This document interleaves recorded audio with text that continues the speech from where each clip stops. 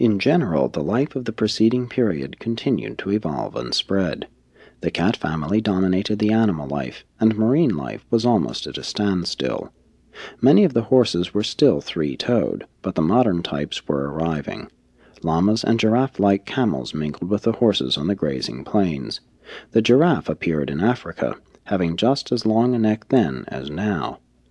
In South America, sloths, armadillos, anteaters, and the South American type of primitive monkeys evolved. Before the continents were finally isolated, those massive animals, the mastodons, migrated everywhere except to Australia. 5 million years ago, the horse evolved as it now is, and from North America migrated to all the world. But the horse had become extinct on the continent of its origin long before the red man arrived. The climate was gradually getting cooler. The land plants were slowly moving southward. At first it was the increasing cold in the north that stopped animal migrations over the northern isthmuses. Subsequently, these North American land bridges went down. Soon afterwards, the land connection between Africa and South America finally submerged, and the Western Hemisphere was isolated much as it is today. From this time forward, distinct types of life began to develop in the Eastern and Western Hemispheres. And thus does this period of almost 10 million years' duration draw to a close, and not yet has the ancestor of man appeared. This is the time usually designated as the Pliocene. 5. The Early Ice Age. By the close of the preceding period, the lands of the northeastern part of North America and of northern Europe were highly elevated on an extensive scale, in North America vast areas rising up to 30,000 feet and more. Mild climates had formerly prevailed over these northern regions, and the Arctic waters were all open to evaporation, and they continued to be ice-free until almost the close of the glacial period. Simultaneously with these land elevations, the ocean currents shifted and the seasonal winds changed their direction. These conditions eventually produced an almost constant precipitation of moisture from the movement of the heavily saturated atmosphere over the northern highlands.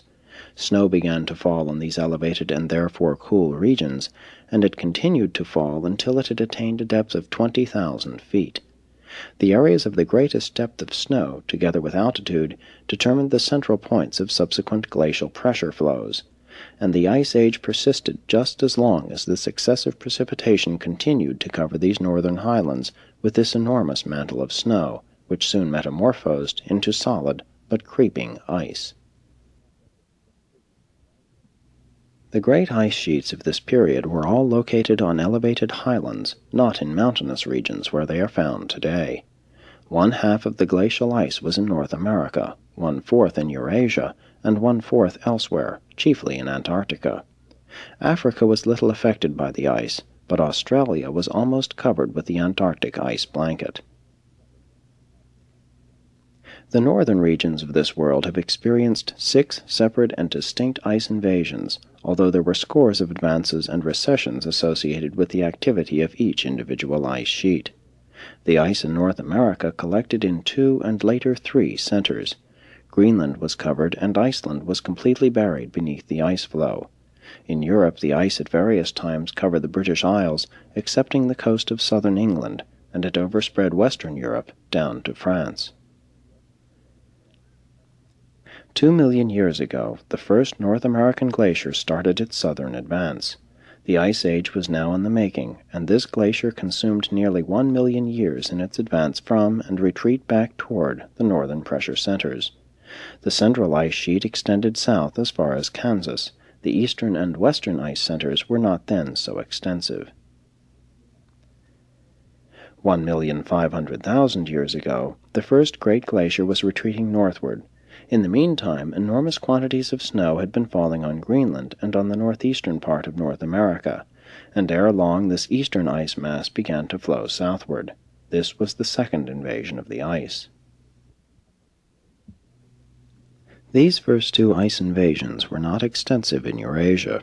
During these early epochs of the Ice Age, North America was overrun with mastodons, woolly mammoths, horses, camels, deer, musk oxen, bison, ground sloths, giant beavers, saber-toothed tigers, sloths as large as elephants, and many groups of the cat and dog families. But from this time forward, they were rapidly reduced in numbers by the increasing cold of the glacial period. Toward the close of the Ice Age, the majority of these animal species were extinct in North America. Away from the ice, the land and water life of the world was little changed. Between the ice invasions, the climate was about as mild as at present, perhaps a little warmer. The glaciers were, after all, local phenomena, though they spread out to cover enormous areas. The coastwise climate varied greatly between the times of glacial inaction and those times when enormous icebergs were sliding off the coast of Maine into the Atlantic, slipping out through Puget Sound into the Pacific, and thundering down Norwegian fjords into the North Sea. 6. Primitive Man in the Ice Age. The great event of this glacial period was the evolution of primitive man. Slightly to the west of India, on land now under water, and among the offspring of Asiatic migrants of the older North American lemur types, the dawn mammals suddenly appeared. These small animals walked mostly on their hind legs, and they possessed large brains in proportion to their size and in comparison with the brains of other animals. In the 70th generation of this order of life, a new and higher group of animals suddenly differentiated.